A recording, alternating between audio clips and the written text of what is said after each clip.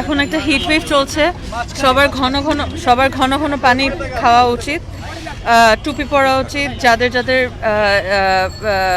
মানে যত পানি খাবেন এই সময়টায়, পিপাসা না পেলেও পানি খাওয়া উচিত, শেডে থাকা উচিত। আসলে আমরা এই গাছগুলো লাগাচ্ছি যাতে, আই নো ওভারনাইট হবে না কিছুই, কিন্তু ইভেনচুয়ালি আমাদের বাচ্চা কাচ্চার জন্য, শহরের জন্য লং টার্ম প্ল্যানিং এটা। আর যত গাছ লাগাবো তত আমাদের পলিউশন থেকে রক্ষা, থেকে পলিউশন তো আছেই, কার্বন এমিশনস আছে, plus heat resilience is a big factor. এখন মেয়র স্যার যেটা করছে, দ্যাট ইজ আমাদের জিরো সয়েল ইনিশিয়েটিভ, কিন্তু আমার ফোকাস হচ্ছে হিট রেজিলিয়েন্স। সো আমার ফোকাস হচ্ছে যে গাছগুলো লম্বা হবে, ক্যানোপি বাড়াবে, মানে কুল ক্যানোপি করবে, ছায়া দিবে, ছায়ায় ঢাকা। তো এইটাই আমাদের ফোকাস, যে যাতে ইনশাল্লাহ আমরা কিছুদিন পরে গাছগুলো, কিছু বছর পরে যে গাছগুলো যখন বড় হবে, ওই সময় আমাদের হিট ওয়েভগুলোর এফেক্ট যাতে আমরা অত না ফিল করতে পারি। আচ্ছা, দীর্ঘমেয়াদে এই বৃক্ষরোপণ বাদে আর কি কোন ধরনের পরিকল্পনা যেটি আসলে এই হিট রিডিউস করতে আমাদের সাহায্য করবে? গাছ তো লাগাচ্ছি, হ্যাঁ।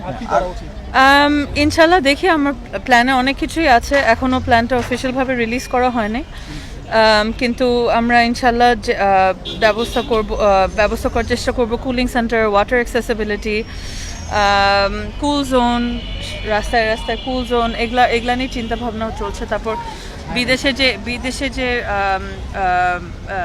রিফ্লেক্টিভ পেইন্ট করে, যে রুফটপ প্লাস পেভমেন্ট, আমাদের যে শহর এত গরম, বিকজ আমাদের এত বিল্ট আপ সার্ভিসেস। আমি যখন তেজগাঁও রাস্তা দিয়ে আসছিলাম, একটা গাছও দেখিনি আমার চারিপাশে, আর সব হচ্ছে পেভড রাস্তা ছিল।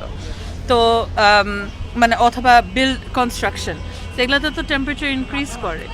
তো আমাদের চেষ্টা করতে হবে যে আমাদের বিল্ট আপ সারফেসেসগুলো যাতে রিফ্লেক্টিভ হয়, যাতে ওটা সূর্যের তাপটা অ্যাবজর্ব না করে, ওটা যাতে রিফ্লেক্ট করে দেয়।